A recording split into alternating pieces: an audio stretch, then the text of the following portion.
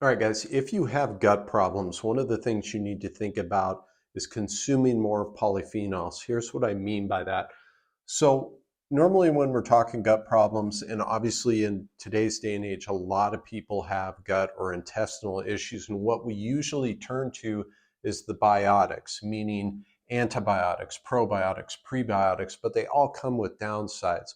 So, for example, with antibiotics, you can kill both the good and the bad bacteria in your intestines, which we don't want.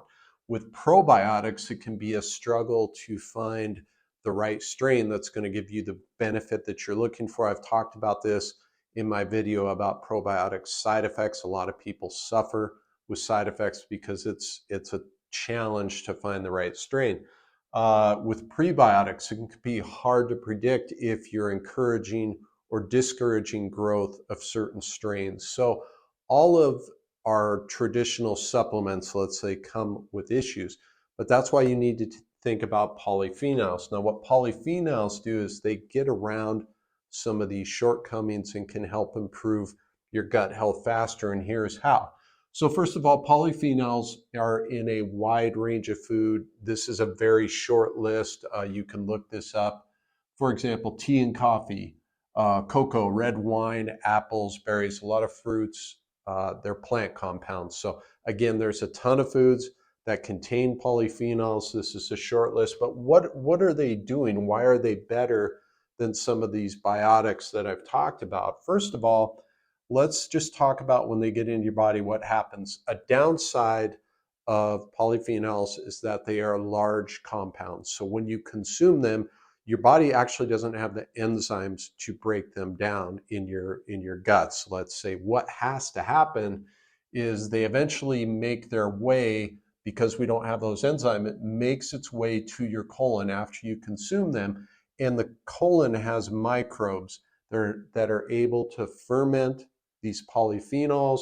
These polyphenols can then be converted into probiotics, and they can also inhibit pathogenic species or these types of bugs that can be problematic for people. So it has a plus side in two different ways.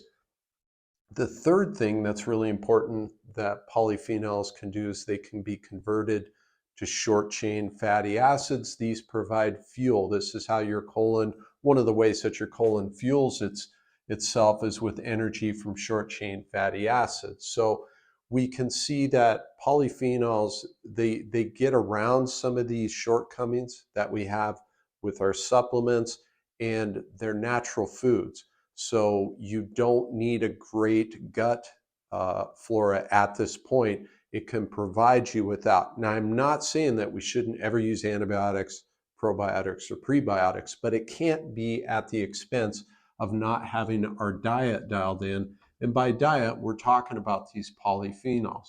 So make sure you are getting these sorts of things in your diet first and foremost. Then we can start adding in some of these other things if you need to. But I think you're going to find that the more that you add these natural things in, the better you're going to be doing. If you want to learn about other things that can help gut health, go to my website. I have a free checklist there of natural therapies I personally use and recommend to folks that are safe and effective. Also in the comments, guys, let me know if some of what's in this video has been issues for you, if you find benefit from consuming these polyphenols. I really appreciate it. I know people that watch the video really get a lot of value from feedback and comments. So I hope this was valuable, you guys. I'll see you in the next one. Thank you.